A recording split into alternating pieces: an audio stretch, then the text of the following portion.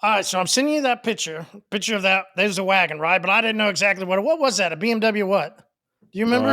It looked like a 3 Series wagon, I think. You sent me a Maybach earlier or Oh later, yeah, that so Maybach was great too. But no, it was yeah, that wagon, right? So I yeah, saw the 3 wagon. I Series was like, wagon. listen, Nick loves wagons. Anybody that's listened to the episode always know Nick loves a good wagon. So Yeah, you see a wagon, right? That's what I do. I send picture to Nick. Now I'm sending that picture. The guy walks out. Turns out he's a painter, right? Wanted to check on his work. Want to know if I was picking up the car to take it back. Seems great, right? Perfect. No, man, I'm the guy that comes in. I'm just here to clean some cars, right? Because this is my buddy's body shop. yeah. We go and pick up cars when we're testing products and working on stuff. He goes, "Oh, yeah? How much?" Ooh. Oh, he hit you with it? Starting off great, hitting me with the how much? And I go, Yeah. "Hey man, relax. Like I said, I know your owner." He goes, "Well, listen, my truck needs it. If you ever need something," he goes, "It's always dirty." I go, "What for?" I mean, this guy here, and there's another guy there. I go, he's got a clean truck, and he's this older guy that does. He's always cleans his truck. We can appreciate that guy, right? He's got an F-150. It's silver. He keeps it dialed. He's that guy. Like, what's your deal, my guy? He goes, well, and here's a good one. Here's a good one. You ready? I used to detail. Ooh. Yeah, that's painter story 101. First Yeah. hits me with the how much, and then he's the Well, have I you ever used to noticed detail guy. painters are big on, they also used to work at an engine shop. They also worked at a tire shop and a wheel shop. They're a lot like mechanics, where mechanics tell you they've done everything in the car business. Painters are sort of on the same thing. They've done everything, so nobody can tell them. It's like, oh, okay, man. All right. And you can imagine he'd have an excuse, right? Well, at my house, I Sure. don't have all the right equipment. Yeah, but they sell that equipment on the internet. So He you even know what I goes mean? It's to like we all say, have this laugh. It's just like, come on. I need that cart with the special brushes. There's the interesting part of the story, right? You go, wait, how did being a detail? And he even goes, listen, because when I detailed at this other place, listen, they don't do it here like I used to do it. And I go, Oh what in yeah. the world? Trifecta. We got a Yep. trifecta. You didn't have detailing like we had detailing. The last place I worked out, man, they really made me detail. Now, Yeah, it's like you're in Tulsa, bud. You know, by the way, does he know that you know everybody he doesn't, that he he's could have not listening. possibly worked He's for? not listening, right? He's not listening 100%. to our That's the best point. part. I've told him twice. I know his owner, but he's still going on, right? Oh yeah, just digging a ditch. So tells me, here's my truck over here. Whenever I need it, it's mine. Just take a guess. What does he have? Oh yeah, well you have a blind spot for this. So my guess is it's a Dodge Ram, because you have some kind of weird. You drive a Dodge, you drive a Stellantis product, but you hate other Stellantis products. I mean, it's just like an odd behavior. So everyone listening, not sure we can take that as like a sign. This is the reason why I have that. Yeah, but it's not just true. the Dodge. It's not true though. It's Not just in your just the brain. Dodge. But I had the wing on the back and everything with the Dodge Daytona. Oh yeah, do you have the sticker package on that thing? Oh yeah, gotta love the Dodge Daytona guy. It hit me up about how much, and I used to detail, and his I ain't. always find it funny like when painters have graphics on their car. It's like, you can paint, right? Why don't you just take the graphics off and paint it and then clear over it if you loved it so much? Loved it so much. So I was given a hard time to also another Dodge guy. Listen, from the community club back in the day. And part of the reason why I have the fun joke about the Dodge guys, because you can really pick them out and they're fun to go after. Got a message from one of our guys, and he had a problem. Loves Dodges. He's that guy. All good. So it doesn't have to do with that. Had a problem, though. He sucked up a bag of rocks from a customer. This wasn't just your ordinary rock there, Nick. I said, hold on. Let's talk to the Vegas expert. If there's anything in Vegas, I'm sure you've sucked up a lot of. We got to know, man, what do you do? I mean, this is you get this big rock and you go, wow, that's a lot there, right? Was it an 8-ball or what? Listen, I'm from Oklahoma. We don't get into it that far. Yeah, I'm sure you don't. It's the meth capital, not the rock capital. I mean, it's, well, meth can, If you ever watch Breaking Bad, it can be in some shards, but whatever. I mean, But I mean, what do you do, right? It's just an interesting time where some guys go, listen, I should just put it back. I told him, put it in a personal effects bag. Just let him know yep, you put it in there. Right, but because, right, stitches get stitches. Stitches get stitches. yeah. You're not going to call that in, Just are you? Do you? no, no. Come on, it's very simple, guys. Go through a car. If you see something, put it in a bag. You really should probably have everybody clean their car out. I know it's not a perfect situation, but yeah, man. I mean, just put it in a bag and move on with your life. I do see this question quite a bit in detailing Facebook groups, and I just go, guys, we all just need to calm down and understand. Put it in a bag. Put the bag on the seat when you're done. Say, I've put all your stuff on the seat. Take pictures of it, especially for guys like you who may be dealing with some stuff. But look, I I mean, I tell those people all the time, like, we're in a cash city. Where most cities, it's pretty uncommon to probably see 100 grand or 50 grand or 20 grand or a band of 10 grand. It's not uncommon here. Okay. If you're in the right clientele, you take a picture of it, you send it to the party. Hey, this is what we found. I'm texting you this. Where do you want me to put it? Or I put it in your glove box, or I put it in your center console, or I sat it on your front seat when we were done. Here's what I found in the car. Do not in any way, shape, or form allow this to become some issue, right? That's all you're trying to do. Don't be So if accused they of stealing. respond Don't be back accused of anything. with like, we just say the same thing again, huh? Hey, man, it's not for me. I've just got to put it in this bag. I'm putting it here. I'm letting you know. Yeah, just letting you know. Like I said, so sometimes we have people who are in between us and the customer. If you get a high level customer, which I'm sure you've had, where somebody's assistant handles it or somebody's manager handles it or whatever. If we find something in the car, I don't care if it's a pair of sunglasses sitting out in a weird spot, whatever, we take a photo, it gets sent right to that person. Hey, we found this under your seat. We found this here. I mean, we found Rolexes, we found black cards, we found all kinds of things. We take a photo of where it's at. We make sure we said, hey, we pulled it from under your seat. We placed it on your seat. Here's a photo of it. I mean, All right. I'm with nobody had to tell me this. Like, I, this was just the policy that we have. basic business, right?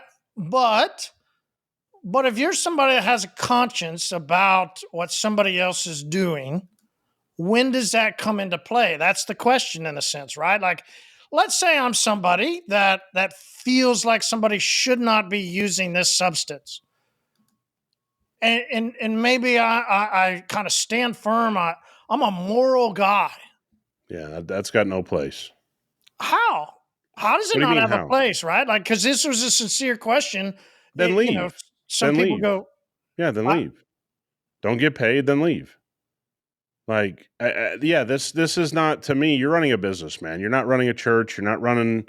This isn't something ethical, or it's not my car. I bet as long as I get paid, I don't care what they're doing with their car. I don't care what they're doing in their home. Uh, if that's the way somebody wants to run their business, I can understand that. Then just remove yourself from the situation. is there a level though? Is there a level where you go, listen, that's gone a bit farther than I could ever go business? Like, I mean, I'm sure there's always something, but this does not rise to that level for us. I would just, again, one in of the things Vegas, people may it's if may the have a, heart's not beating or if it's still beating. You're like, that's the level. I don't even think this is a conversation, to be honest with you. Like, this just wouldn't be on my radar of something to even. I mean, you got to realize, man, there's a lot of places where drugs are getting more and more illegal. Like, you want to talk about the Bible Belt? Bible Belt's jumping pretty hard into the drug business legally. And So, I mean, illegally. yeah, Oklahoma you ships guys, out a lot of legal stuff. Let me tell you yeah, about you it. guys can sit there and play the Bible Belt stuff and whatever. Cool, man. It doesn't. I don't get into that. Again, is there probably a level I could come across and go, we got to bow out? I'm sure there is. I just don't think this is that. All right, so I joked about is there a level of, are they breathing or not breathing? Because we've had the discussion about in Vegas, right? How far will you go with things in the car, things in the seats, like, is there, not hazmat, but what's that other where you get certified to go remove certain, Yeah, mold remediation and stuff like yeah, that. that type of things, right? We've had those discussions. I think one that's interesting that we might see more and more of, especially, as used cars or not used cars come more, or if we want to keep cars longer because of situations currently. There's this photo I saw in a group that this is why I was saying there's levels, right? Uh, Wet seats, whether that's from, listen, Nick is always proponent of never drinking or eating your car. Yeah. But a lot of people will, myself included, take a cup of coffee in the car ride. If you run through the drive-through, you're going to go ahead and sip on the soda a little bit. You might even put that in between your seat, in between your legs on the seats. So we'll see photos of pretty generic what it just looks like. But I saw there was this question which in this is, how do I take care of these? Right, I open the door and I've got some seat stains. I've got some wet stains, right? Like, that's the different level. Way crazy level I don't want to go to, right? The Nick in Vegas level where you go, wow, what does he deal with? Not there. I want to go average guy, goes and gets a car, opens it up, and there's some like wet seats, right? Some wet marks. You go, man, how do I get that off? Yeah, I mean, this is not, we don't deal with this. So, I mean, Marty's like joking, but I don't do this type of work. It's just, I mean, I guess the question is it's a stain, right? Yeah, I guess I didn't mean it as a joke. I guess it was just more to chop back and forth of, what do you do? Because that's the thing. You've got the crazy stuff where we'll see those photos, and you go, how do I? And you go, no way. But what if we get a used car and we open up the door and we go, listen, there's some stains here that the dealership didn't get out.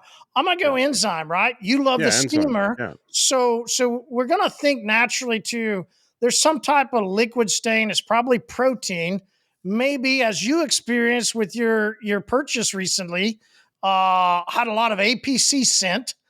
Yeah. People tried to get some things out, didn't get everything out, but as you saw, as anybody can see in our videos, you used enzyme pretty heavily and it worked.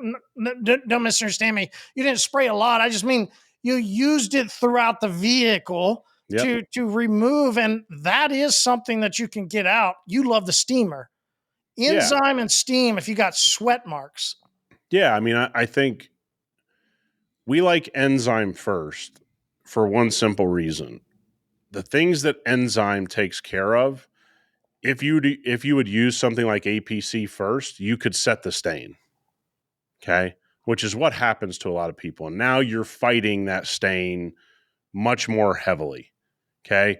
So this is kind of one of the things we've talked about with this constant, certain people always talk about all purpose cleaners. You can use it for this, you can use it for, and they make you believe it's all purpose. And you go, well, on the exterior of a vehicle, an all purpose cleaner is not better than a degreasing product when most of the things we deal with on the road are grease and grime. On the interior, like you said, when I can't identify readily because I didn't spill it and I didn't cause it, the safety in using enzyme first is if it's a protein based stain, it doesn't have a chance to set up by you using an improper chemical. So when you use enzyme first, to me, and this is the way that I see it, enzyme gives me a buffer to take care of the most dangerous stains that could set up and never be removed. Right? That would be the way that I would look at it. It's sort of like on your clothes.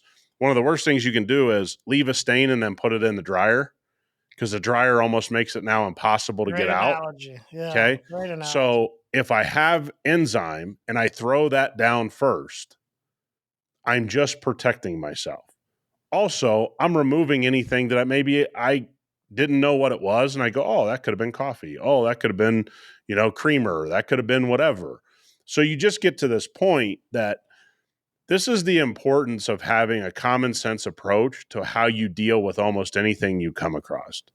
right? So in polishing, we do the least aggressive to the most aggressive. That's kind of a common sense accepted approach. When dealing with stains on upholstery, on carpet, the common sense approach is throw enzyme down first because it just protects you from setting a stain that you'd have to fight later on. And why did it then, if it goes in deeper and you can get into the deeper part, we would all go into the process of then, okay, do I go in and use the traditional means of an extractor, or do I use a towel, or do I use a steamer or some other way of helping this stain get out? And so when you're thinking, you use common sense. When you're thinking that, like, okay, if a liquid's been down in the seat and I use more liquid to get it out, extractor, okay, I could get it out. And this was always that challenge of, well, you got this big giant foam piece. So I could get out that from the top, but then we use the word wicking, right? There's this word of like, well, once I've pushed enough liquid down into the foam, it actually might draw up more of that stain. Yes. This would be the time if you've got seat stains on fabric, this would be the time I would say almost predominantly you would want to use steam for that moment, right? Because Yep. especially I think people that are listening to us are going, listen, I'm with you guys. I'm buying leather seats. Most of us Sure. are buying leather seats for Yeah. this reason. But we might have a 16-year-old, a something-year-old Sure. that we've got to get a car for, right? There could be a customer that comes to us and we open up that door. Yep. Right. So there are those times. And so it's always great to talk about it. You say common sense is interesting. I saw this post about a mobile detailer that he goes, listen, how do you guys deal with blowing the outside breaker at a customer's house? Yeah, this is a tough scene, man. Outside breaker? Yeah, I mean, a lot of guys are just advocating for using the customer's power. Oh, I guess And I thought it was specific. What's outside? I guess we here in Oklahoma, we put them inside. They're inside the yeah, well, here garage. They're we have you're able to keep breakers in certain climates outside. You're able to keep the electrical box that runs certain things outside here. It's just, I mean, it's an easy way to do things. That doesn't mean oh, everybody does it. Southern California would be, probably a prevalent place that you could see that. Maybe some older construction would have that. But this is where you and I get into this theory of, is it ever right to use your customers' water, your customers' power, your customers' stuff? yeah, good point. You are the no do. I was the guy that I started using it, and then I just felt weird, and so I bought the generator, Oh, hold and on. then So why don't you say it properly? You started that way and very quickly go, this ain't right. it just Like, felt weird, right? Like, yeah. But here's the thing. It felt weird because you had a common sense to go, this doesn't feel right. I'm supposed to have a generator, if I'm right? I guess this is why I thought if we use that word business, right? Like, if Yep. I'm a business, I'm supposed to then have the like.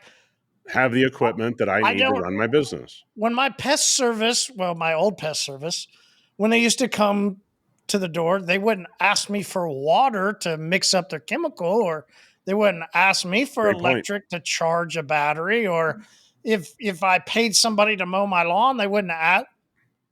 Wait a second.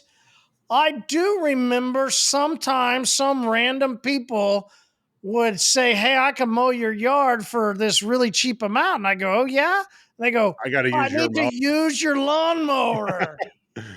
Yeah. No, look, we've kind of had this conversation, and I know we have a lot of guys that do the work themselves on their own cars, and this is more of a professional conversation. But if you want to appear a certain way, you're going to have to do certain things, right? And I know what everybody's thought process is, well, I just need to get into business for myself, and then later down the line, I'll end up getting a generator. I think I would tell you this, that what we normally see is people don't get off that hamster wheel and they don't stay in business and they don't make a go of this thing because they kind of started out on a foot that made it impossible to really get good clients. I'm not saying my clients would give a rip, but I'll give people an example. There's a high level corporation here that we take care of owner, CEO, VP, everybody, everyone that has the garage. And then these other guys take care of everybody that parks outside essentially. And it's been it's been a thing that they've commented on as, competitors for years. They make jokes about it. I remember talking to the owner, who I've known a long time, and I go, I get constant complaints from people that work for you about those guys. The first thing he said to me, he goes, you do realize that they run their extension cord all the way across the parking lot. Like, what do my employees expect? He goes, they all make enough money to have you guys do it. They're just cheap. He's like, they don't want to pay. He goes, so when I see somebody running an extension cord across my parking lot, I'm not losing sleep over it. He goes, but you don't know exactly what you're getting. He goes, so they keep complaining. He goes, I hear it. People say, hey, Jimmy and Johnny are, screwed up my car again. He goes, and the first thing that goes through my mind is, you don't see the extension cord running across the parking lot? This guy's not in the detailing business. He's not, angry that they're taking the power from him. He's like, whatever they need. He goes, but I know they're not going to do a good job. And he goes, I have people that are making tons of money here that seriously are trying to save 20, 30, 40 bucks instead of just paying the people they know that are going to do a good job. He goes, and they don't put two and two together. These guys have to run an extension cord all the way across the parking lot. And it's like, guys, you may not think people see, and that's a real easy thing to think, but everybody that has the money that you want to be in business with, they definitely see. Nothing more embarrassing than being the guy that has to go, can I use some power? Hey, can I get some water? Like, wait, you using art? Like, what? Like, that is an interesting part. Like, and like, hey, I said, most people don't get off the hamster wheel of that. And then they go, well, I had a detailing business once upon a time, but it didn't work out. Buddy, it didn't work out because you didn't have a detailing business. You cleaned some cars for people using all of their stuff. And why stop there? Why not just say, what soap do you have under the sink? Why not say, hey, do you happen to have any detailing products you're trying to get rid of? Let me go ahead and use those on your car. Now, let me ask you this. I'll just say for me, have you haven't, so I won't even ask if you have. Have I gone into, which is later, right? As you know, the story went from the guy borrowing electricity to then, having these massive customers with these big places, right? So a lot of my transition of way of I stopped needing or wanting to get power or wanting to get something is I go, hey, listen, I've got to go start cleaning people's cars while they're at work.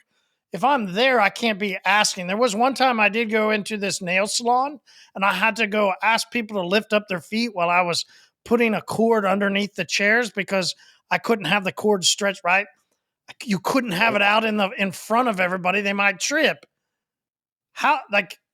Yeah, that's pretty bad. That's a pretty low point if you're somebody really trying to do a business. So I had to progress out of that. And, part of it was going, listen, I've got to just ante up and do it on my own. But have you ever gotten to the point I have where I ran out of something or this and that? Like, you get glass. Have you ever looked in somebody's cabinet and grabbed some glass cleaner? No. You've never done that? Here's the thing. You could use stuff if you don't have things in your arsenal that you can make multi-purpose to get you through. Look, man, we've run out of stuff. I've made knucklehead decisions. Okay. I'm not saying this out of judgment. We've all made knucklehead decisions. I think back to the beginning part of this is what we're saying to people is like, at some point, man, if you want to be taken serious, you can't be doing certain things. Okay. It's like I tell people, if you think people aren't going to get mad about you asking to use their restroom, I'm here to tell you they don't like it. Should they care? Hey, man, I'm with you. I feel you. I'm on your side. It does not matter what I think. It matters what the perception of it is. They don't want the lawn guy in their house. They don't want the detailer in their house. Hell, even when the plumber's in their house, they want him out of the house as fast as possible, and he's got to be in the house to fix what they need fixed. it's human nature. And by the way, when you own a house, you feel the exact same way. Mm-hmm. You can say people are unreasonable, but Marty, the lawn guy comes, he's got grass clippings all over and says, I'd like to use the restroom. You're going, come on, guy. Now I got to let you in because I'm not going to be a jerk. You're going to track this through my house. And guys, that's how it is. And you and I have said this a lot on this podcast over the years. It doesn't matter what I want to be true. It matters what is true and how people view things. And that's where people always try to say to themselves, oh, the power in the water, my customers have never complained. Okay. Look, man, I've also watched a guy across from us who's taking care of a very high profile customer who's never, ever gone anywhere higher in his business, the nicest guy in the world, but he's 60 years old and he's still having to detail cars. And guess what? He uses the power and he gets probably 30% of what we charge. And the neighbor, I could hit it with a rock, like just tossing it underhand to where this customer lives. And he's getting a third of what we charge. Is it because of the power? That's the start. That's the start. It's not the whole story, but that's the start of the story. And again, it just kind of is what it is.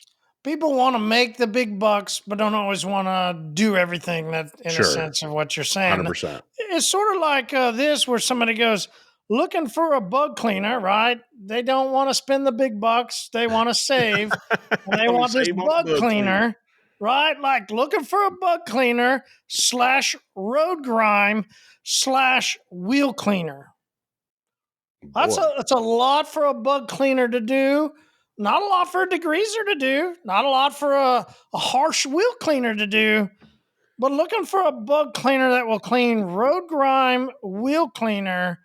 Now, here's the extra one. The safe. Whew.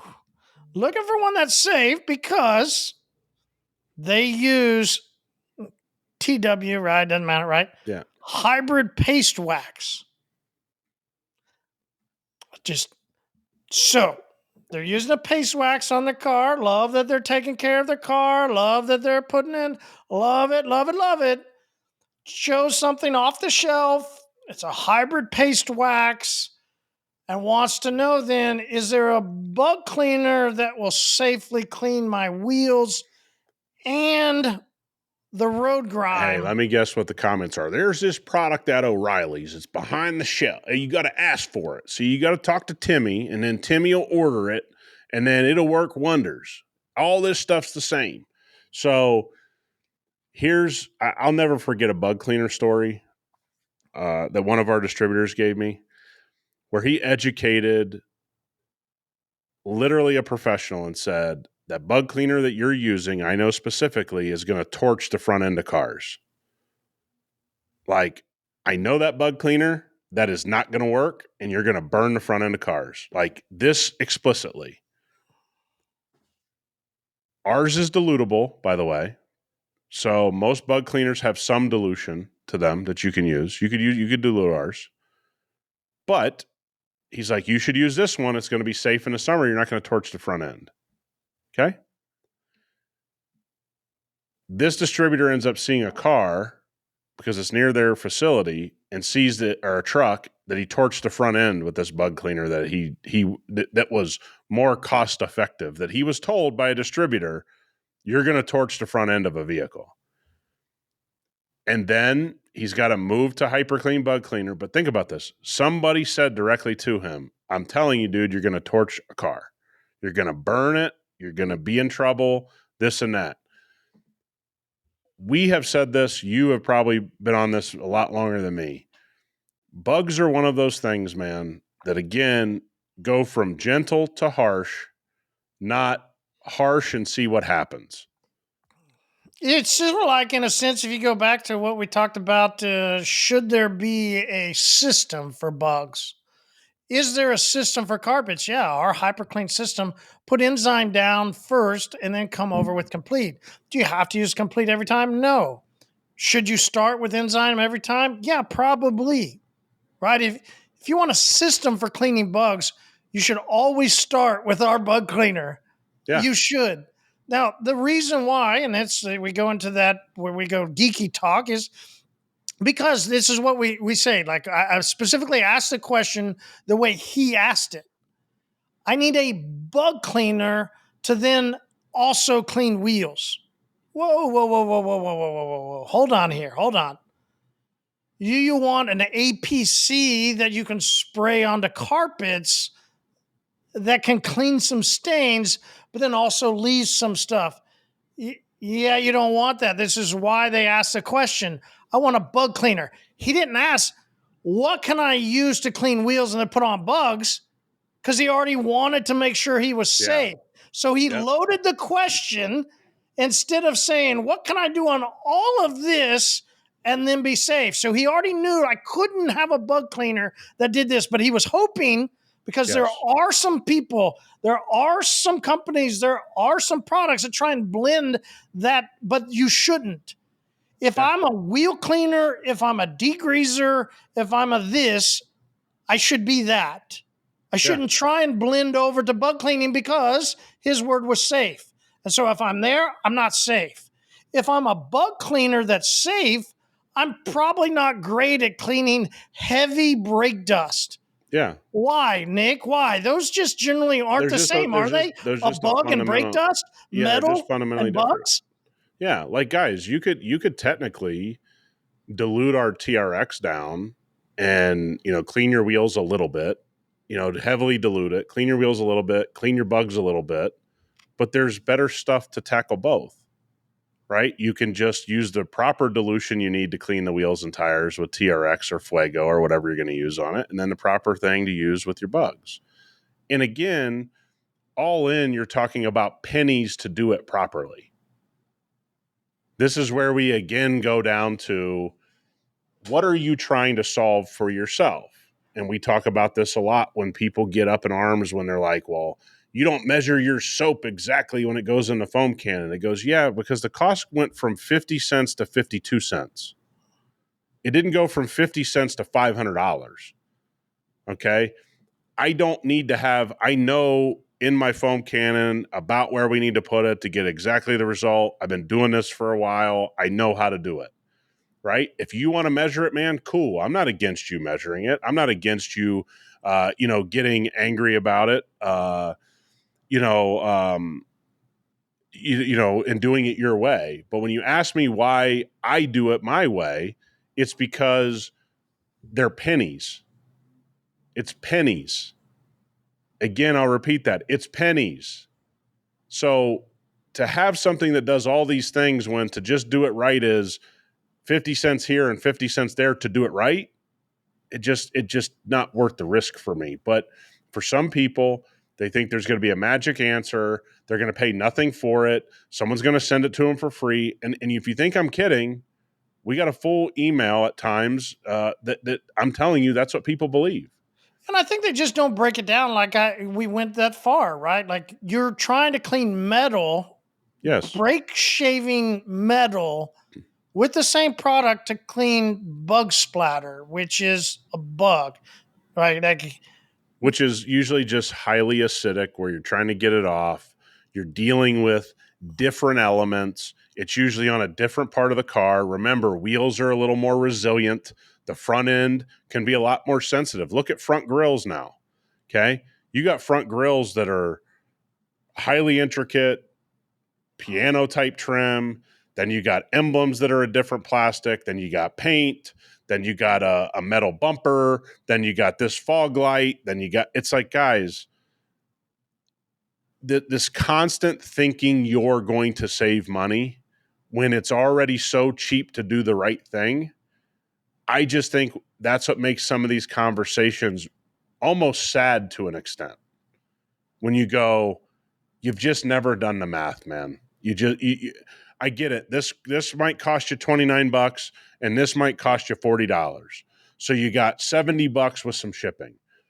It's also because you don't do a lot of cars going to last you for like 9 months. And it's going to be 52 cents a use. So to do it properly. So I think that's where you get to the problem at times. yeah, I think, and you could boil it all down to, let's just go ahead and say, when we're talking cleaning some cars, detailing. We had that conversation last week. Great conversation. Wonderful conversation around, I listened to it this weekend on, as I'm out cleaning my car, we talk about this. This is my Sunday morning routine. So I'm there inside of my garage. I'm listening to us and I'm listening to Clutch Culture because I take my time. Listen, Yeah, you're chilling. oftentimes I'm accused of taking Yeah, too that takes a long. long time. Yeah, no, I hear you. Sometimes Is you just there need a some reason time. for it? Sometimes you need some time. Sometimes that Sunday morning's a great time to go out and have a Yep. moment, right? Yep. Yeah. Well, I look over and, my neighbor's out there. He's going to town. He's having his moment. Well, he's got his water hose just straight out of the hot, right? Straight Oh yeah. out of the house. A lot of us are going to go, whoa, Yes, whoa, my absolutely. guy. Never you should ever do that. But we go back to this quote unquote detailer from the past. He knew that he didn't have the right equipment. Yep. So I'm in my garage. I'm using, what we're working on. It's going to Yep. be awesome. And I have this moment where I'm thinking about him. You're okay. Water spots, somebody out washing the car. I don't have to deal with that. I get in the car and we drive to where we're going to. It's literally about 2 blocks ahead of where we're pulling in. I'm in the right lane. I can't get over to the left. But it's April. What are people doing in April to May coming out of winter? They're watering, and I've got sprinklers flying all over the place. You're going, come on, my guy. Why is this sprinkler facing? Yeah. Hey, It's sprinklers are a facing. wild thing. It's facing the road. Yep. Like, Yep. and I just, damn it, I can't get around it. And I go, what do you do? What do? You got water that's sprayed on the car from the sprinkler. Yep. I can't leave it. We all know that. Or can we, right? Here's a little fun. Would you rather? Would you rather leave the water from the sprinkler or grab almost like a paper towel, anything that you can find to lightly touch the surface of the car to remove the water, but you know that you might mar the surface? Yeah, no, That you gotta was the leave it. actual predicament that I got into. Yeah, you gotta leave it. But I just tell people what I do. A lot of people don't use the little pocket in the door properly. It's usually like a trash receptacle for most people. They just dump stuff down there. For me, I keep a Versatile, a Workaholic, a bottle of Revive, and a bottle of Eco One. That's what's always in there for me. Okay. That's what I keep in those places. And then if I got some water on it, I could spray some Eco One, take the Versatile, go ahead and wipe it off. If you don't, just leave it. Get home. If it's dark, you don't want to pull out the pressure washer or whatever you have and you want to do a rinseless or a waterless, go ahead and do that. But yeah, I don't think it's worth. Look, I'm not leaving it there all week. I mean that's not I happening. thought it was worth it. I chose the little light marine. Well, why don't you just keep the product in your car? You own a product company. It's not It difficult. wasn't my car.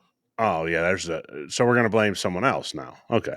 Oh, that's what she tells me. I blame a lot of other people, Nick. That's Well, what look, she tells I me. work here. I know. Okay, you're big on what Nick did wrong. No, but I'm just for everybody out there. You are going to run into this stuff, and I just find some pocket in your car, and just keep a couple 16-ounce bottles and a couple towels. Make yourself feel better. I already know if you're listening to us, you're kind of already very, very particular. The thing that Marty's not telling you is we have compound and polish coming, so he knows he can take the car in and do it. Okay. So he left that part out of the story that he can just roll it in next time and go ahead and get that corrected. So I think when you look at it, guys, just either wait or if you have some Eco One on you, go ahead and handle it. Yeah, I went with. I'm going to trade maybe a little light marine, and I went to get that off the surface. And the It next is one time of it's those in, you're times going to you go, polish it.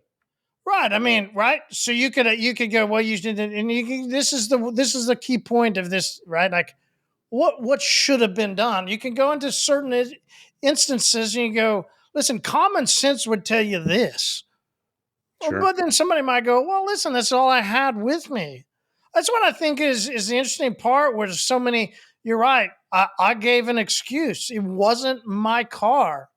Like there's times where I get challenged. I'm not lying. There's times I get accused. Well, you're excusing your behavior off of all this other stuff, right? Like, Sure. and we get into you get into these moments of what do I want my car to look like? How do I want it to be? I am the guy that had to make sure that I took that moment because cars are important to me. The way my car looks, and you're right, I Yeah. could just come in, right? So there's all these different ways around it, but there's times that you go, listen, there are no excuses. There are no ways around it. It becomes in a dense, right or wrong, a direction, a straight course to go. And you go, how'd you not come up with that answer? Should have been Sure. common sense to come up with that. Yeah, I think. Look, I mean, if you talk about business, one of the things that we've seen, I think, especially in the time that you and I've owned businesses, which is, I mean, we're well over 15 years of business ownership experience individually. How long I've been in business, how long you've been in business. Talking about each of us have been in business longer than a decade and a half. Boy, I've made some mistakes, right? Like, and I've done some good stuff. I think one of the interesting things that's happened, and maybe this is just something, just a sign of time we're in, the overload of information, whatever, is I think right now a lot of people really struggle with just not getting paralysis by analysis. They want to analyze every little thing instead of just saying, Mhm. okay, what's the common sense thing to do here? I have this happening in my business or with this customer or with this team member, backing away for 5 seconds and going, what's the common sense decision? I think sometimes people struggle with that because they listen to so many, So hold on, let me ask you this. podcasts and audiobooks, and you go, God damn, dude, like at some point it's just common sense. So not like I go into this moment, it's a one moment thing. It's a recurring habit, almost in a Oh, sense, is what you're 100%. saying. 100%. I think most of our days, if once you get one of the interesting things is as you get bigger in business, you just have more small decisions to make than you did before, right? Like there's just more things to get, to answer, questions to answer, internal stuff to answer. So when you're working on your own, you don't have a bunch of questions all the time. You have very few questions. And people go, well, when I get bigger, it's like, no, man, when you get bigger, there's just more everyday questions being asked. And so, I say this all the time about the car business. I mean, one of the things that car companies struggle with is exactly what a detailer can struggle with, or a guy that sells widgets as a business can struggle with, which is the further you get away from making a common sense decision and thinking you're special, your situation's special, nobody's been through this, the further you get away from just using the common sense answer to that problem, the worst decision you make. I can tell you from experience. I think you can probably tell from your own experiences. Like, Well, I immediately, when you start thinking of that paralysis by analysis, I started thinking of I think of movie scenes. I think of things where let's see, let's just a zombie movie with Brad Pitt. What was it like? World War Z, I think was it, or yeah, I don't something know. along that Yeah. lines. And there was a scene where he was in the apartment and they got to stay over at these people, and then listen, the apocalypse had happened, and things are going on, and he told him, he was like, listen, you got to keep moving. You got to make a decision. You're Sure. here, things have happened, cool, not exactly like you wanted to, I get it. And there's the moment, right? I think is what you're saying is, okay, whatever. He's not, whether you say you got yourself in here or somebody didn't, right? As Yeah, people have sure. said to me, Yeah. hey, you're blaming a lot of other people. Okay, I got into this moment. I need to make a decision. Yep. That decision gets very black and white. You boil it down to, I got to make a decision to move. That Yes. movement is the first of the big decisions. Yeah, no, and I think you're right on that. And I think there's a different part of it.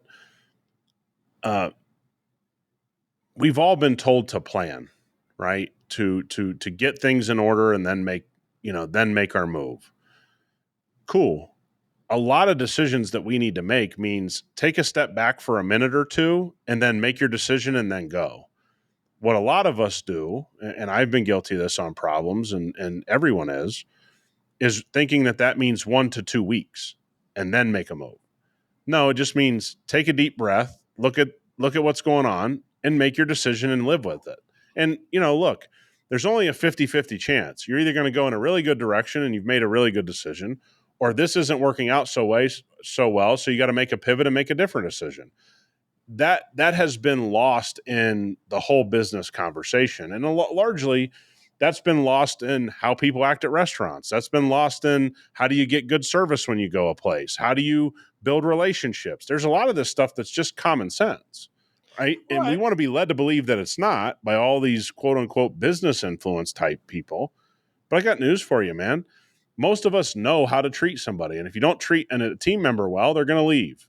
Isn't that pretty common sense?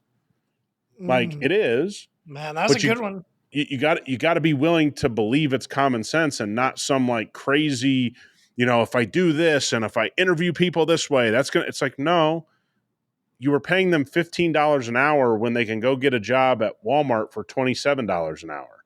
Like it wasn't any more deep than that. That's the common sense reason. Well, so do you think then maybe they're taking the emotion and the black and white and they're blending them? Sure. Yeah. Because they're Sure. going, well, I can't pay that person that. Yeah. I'm Then not look, you're not able. ready to hire, right? Because again, you and I saw this. Let's tell people the base entry position at our HQ would be somebody that works in the warehouse. Okay, that would be where you would start. Packing In orders, in four doing stuff years, like that. what going on our fifth year, that number's probably up $10 an hour. Oh, yeah. Mm-hmm. It's probably up $10 and by the way, Mm-hmm. entry level starting point is probably up $10 an hour in 5 years. Where we started and what we could get away with price wise of hiring a team member, we're starting out. We're $10 above that now. That doesn't mean I'm happy about it or mad about it as a business. That's the facts on the ground in Tulsa, Oklahoma. You may be in Southern California and that is up $19 an hour from 5 years ago, or $20 an hour higher than 5 years ago. You could be in another place where it's up $11 an hour, but I know what it isn't the same price. So how do we get to common sense? I guess would be the question, right? Because somebody would go, listen, they might be on one side of the fence or the other on that. And that would be the, hey, I thought I could do this. I thought I could Sure. do this. And it would almost in a sense we would go, if we're on the other side, we go, yeah, you thought you could get away That's a good with word. that. Yeah, it's a good word. Yeah, I think a lot of it is just about having this, and I think you and I could say this a lot, in any realm that you're in. A lot of it is when you do make a bad decision, which you're going to, because we all do, is being able to admit it to yourself and go, okay, I'm not going to do that again because I was just wrong. Like that wasn't the right course of action. And then you learn, and then all of a sudden your common sense every Mm. day gets That means better if and you better and think better. people actually go back and judge them themselves. Sure. I don't Sure. think people judge them themselves. I don't think they Yeah. do. And Look, that's I where don't I think think they bad miss out on business common owners sense. do. Yeah, bad business owners don't. Great business owners definitely do. And that's what we're talking about here, right? Is how do you become better at business tomorrow than you were today? The only way that happens is to be honest about what you did yesterday. And if it wasn't the right decision, you go, hey, got it wrong. We're going to pivot. I'm going to fix the mistake I made. That's a tough thing to do. I would say that I've struggled with it. Any business owner telling you they haven't struggled with it is lying to you, because you're constantly evaluating whether you did things that led to more success or you in some cases did some things that put you more behind the eight ball. And it's all good.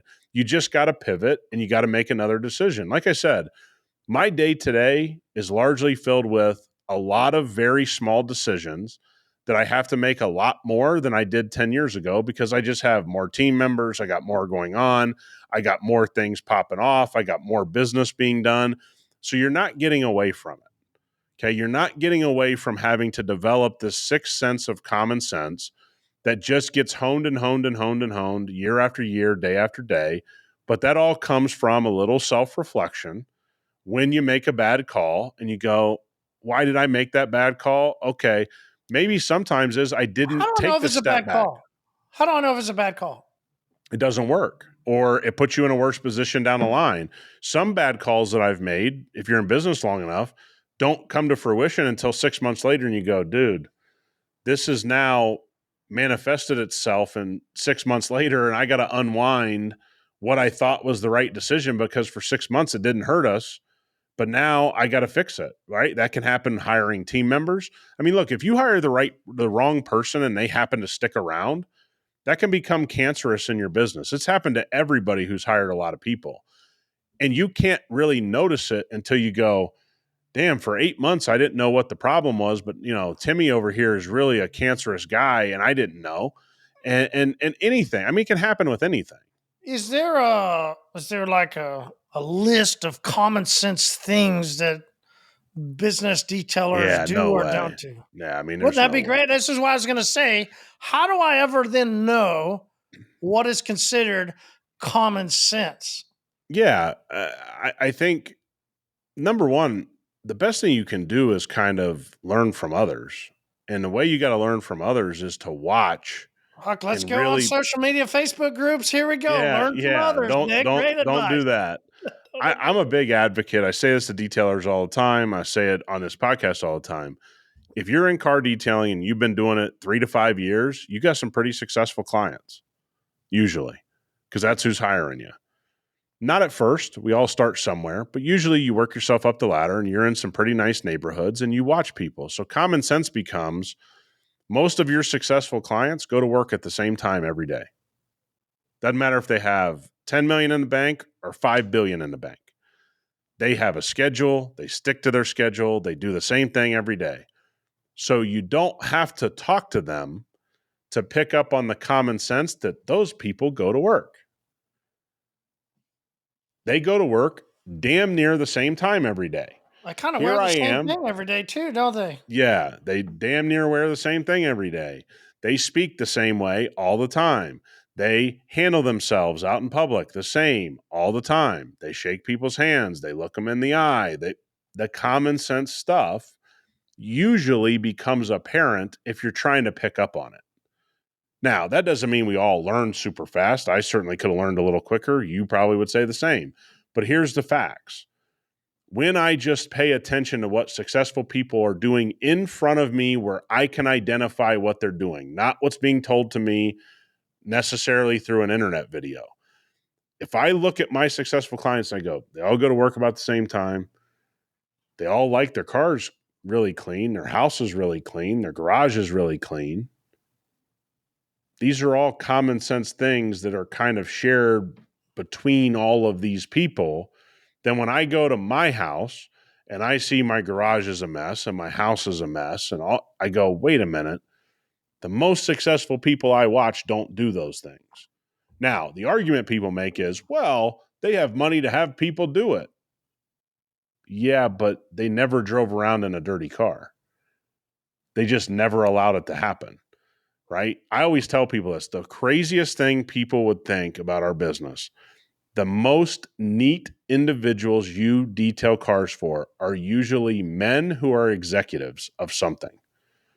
The messiest people are usually women who are stay-at-home moms or women who are executives, and you go, how is your car such a mess?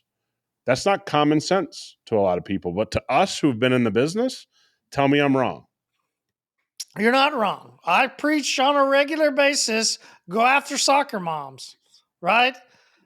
You say that woman of executive, but a lot of soccer moms, as you and I have talked about, you know how much it goes into being a part of a soccer team, Yeah, it's and tough. It's a lot of work. this isn't the recreational soccer mom, because that lady didn't make it to soccer mom status. Soccer mom status means they had to have somebody providing for that $85,000 minivan or Sure. $100,000, GMC Yukon that Yeah. are now. Was it the other day? Somebody was asking me about a car that I wanted to get, and we started just joking around, just pulling up, and we all started going, "Wait, Yep. what? How much is that? Like, Yeah. how much is that?" Yeah. So there are certain vehicles that would fit certain profiles of people that you would go, listen, Let me that would be give a them the good. experience. Let me Mm-hmm, give them the experience because they mm-hmm. don't know what it's like driving around a clean car that somebody else is handling and keeping detailed and all these different things. And like I said, man, nobody and none of us ever get anything 100% correct. You got to live with that. And that should make you stop with the paralysis. No one's going to bat 1,000. Stop trying to think you're going to bat 1,000 by gathering more and more and more information from all these people that don't know your situation. You got to make a move, but you also never, ever stop thinking about the move you're going to make. There you go. Mm-hmm. So if it's a minute that you think about it because it's a minor decision, then think about it for 1 minute and make the decision. More major decisions, yeah, man, take a day or two. Then make your move. And also know that no matter how much you think about it, you might screw it up because you're human and that's the way it goes. Just be Mm-hmm. willing to go, screwed that one up. Let's go ahead and fix it again. All good. But I think that it is becoming more and more. I think the younger crowd is being put at a disadvantage because the internet is making them believe they got to have this paralysis and that somebody's going to provide a savior level of information. So I don't envy them because we just didn't know any better. I just didn't know any better. So I had to do what I had to do. And I had to take my lumps and I had to live with it. So a lot of you guys, be ready to take your lumps, but watch the successful people in front of you. And I'm telling you, they tell the whole story. There's almost nothing left out of the story. If you have 5 super successful clients and you go, okay, for the next 3 months, I'm going to watch everything that they do that I can see with my own eyes. And then I'm going to copy everything that they all have in common that they do, not just one of them. I'm telling you, most of the common sense is going to be handled because you're going to be like, oh yeah, I just wasn't paying attention. And at the end of the day, you guys are going to be, everyone's going to be fine. But the constant paralysis or thinking you're in a unique situation, guys, nothing that any of us is doing is unique. Somebody's already done it before or is already doing it currently. You certainly have the skill. But if you think you know everything, that's going to be the time that you really make a lot of bad decisions because you're not willing to learn from others or whatever. And I think that's where people have a real problem. Man, well put. Well put. We'll end on this. I think it's the last part of it is, and you chime in with your last part of this moment is, once somebody does make a decision, many times they then get into that, oh. Well, this past week I did get to go watch my nephew play. He's on a 6A high school, starting as a catcher his junior year, right? Doing a great job. I haven't watched a single bit. Haven't watched. He's a junior. I haven't watched anything. I said, "Hey man, it's Friday. He's got a game at 3. I'm gonna take a little bit." By the time I got there, I got 1 hour. I got to watch an hour. He ended up going 1 for 3 and sent me a message. I only went 1 for 3, and I go, "Listen, my guy, you go 1 for 3 the rest of your career, you're in the Hall of Fame." Literally. And Literally. there's the part I want to end on. It's a beautiful part about business. You make a mistake, you drill on your mistake. You should. Yep. Here's the great part about tomorrow. You could literally bat 1 out of 3. Fuck, go to the people that we hate around here. We hate the meteorologists who go 0 for 3 and Yeah. still get paid a Yep. shit ton of money. Yep. So you got tomorrow to make a better decision. You got the 100%. next day. You could go 1 for 3 and make the Hall of Fame. Yeah. And look, in business, it's probably just a little bit of different math. I mean, you make 7 good decisions and 3 bad decisions, you're going to be on your way, man. Like, that shit's going to happen. You're going to make mistakes. We're kind of having this conversation because we get so many questions, so many DMs, so many messages. It's hard to always respond, but we're finding just like I tell you to pay attention to your customers, we're paying attention to the DMs, the emails, and the text. And the through line is most of the things people ask us, guys, is whether you know it or not, is common sense. And you do have the common sense if you've paid attention. Okay. If you haven't paid attention and you think you know everything, I want people to go back, and I always reference this episode. Go listen to Marshall talking to a gentleman who was on the day he was closing his shop for good and getting out of the business. And I'll tell you the through line there. He knew everything. Mm-hmm. He knew everything. It wasn't that he shouldn't be in business today. He had every reason to be in business today, except for one. He knew everything. And it landed him probably in a better spot for him, working for somebody, and being some type of team member. There's nothing wrong with that. But if you want to be a business person, admitting you don't know everything is just fine. It's all good. Because guess what?